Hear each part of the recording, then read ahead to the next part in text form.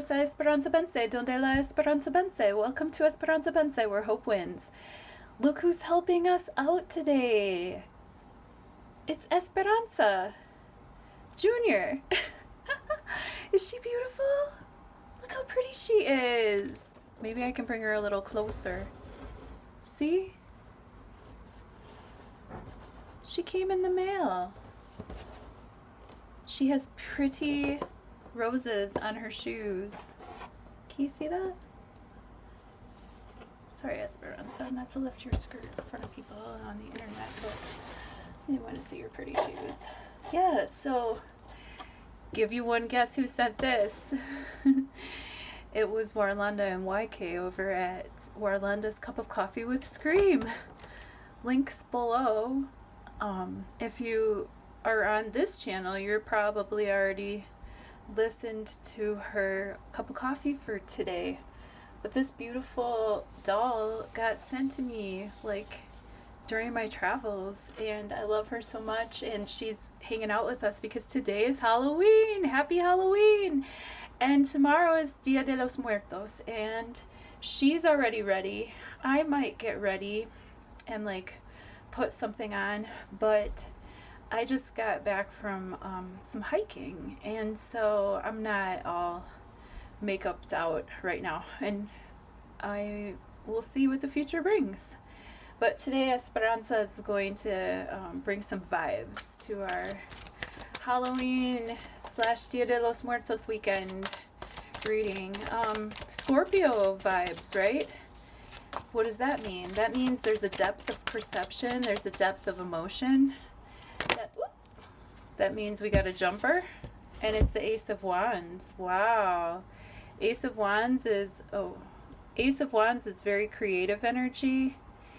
Ace of Wands is fire energy, new start energy in terms of where we put our wands, what we're painting, what we're doing, what's bringing us vitality, what's bringing us health and growth. This is a sudden inspiration in that regard. Or we might just like have a good report at the doctor. We might be in better health than we thought. Or Ace of Wands can be like a stroke of creativity, like a song pops up in our head and then we write it down and actually do something about it. The aces are the inspiration, but yeah, we do have to do something about it. So in the Two of Wands, you see somebody with the world in their hands, and they're kind of getting ready to set off after they've been gifted this ace. Okay, so Ace of Wands flavoring Esperanza's reading here, and I'll pray over these cards.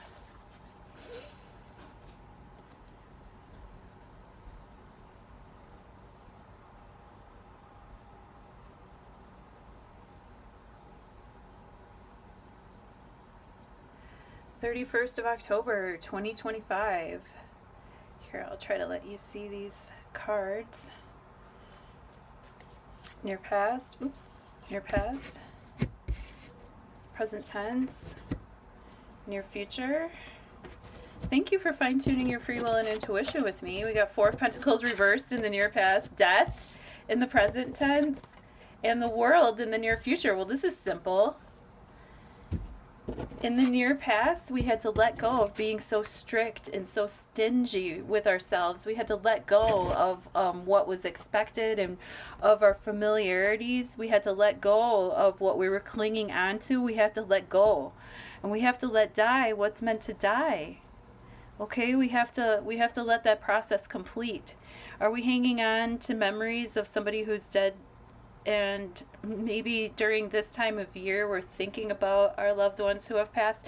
I mean, this is Dia de los Muertos energy right here. A lot of times the cards are just talking about what we were just talking about. You know what I mean? The cards, I feel like, are having a conversation with us, just like our lives are constantly having a conversation with us. If we have eyes to see and ears to hear and a heart to listen, right? But sometimes we're not as aware because we're busy or hungry or, zoned out. Okay? But with the Four of Pentacles in the near past, like I said, Four of Pentacles upright is a card. Remember, we got this the other day. This is a card of somebody clinging too tightly to their familiar coin, to their familiar to what's theirs. You know, they're not sharing, they're not collaborating, they're definitely not part of the neighborhood in the background. They're kind of separate from it. And Four of Pentacles is stable and steady. I mean, they don't look upset about it, but they also don't look ecstatic either. And it doesn't look like they can go dance or do anything, because all they do is think about like pinching their pennies all the day. So this can be people, places, or things. It doesn't have to be money that we're talking about, all right? So where are we clinging?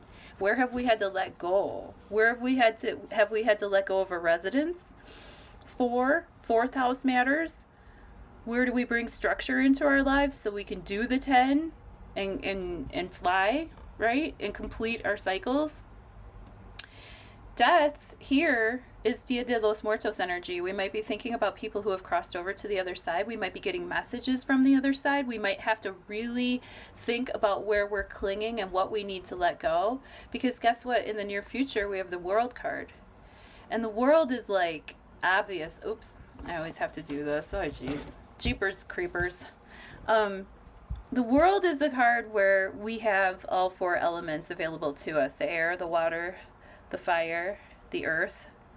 Okay, we have Taurus, Leo, Scorpio, Aquarius energy, fixed sign energy. The World is when we've reached a culmination point, a graduation process, a completion.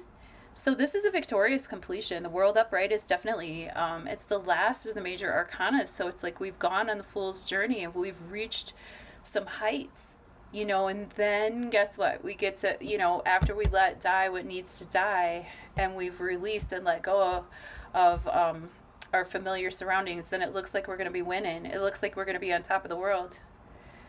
But we got to be brave enough to let those elements guide us, and we got to be brave enough to lean into to Junior's energy over here, right? Isn't that neat that she pulled Ace of Wands and the Death card for Dia de los Muertos energy? That's pretty nifty. All right, well, thanks so much for joining me on this Halloween trick or treat. I hope you have a really good time, and I hope that everyone can remember and give reverence to loved ones who've crossed over to the other side, and hopefully you know, the scent of the marigolds will uplift you and your spirit as well. Love you, bye.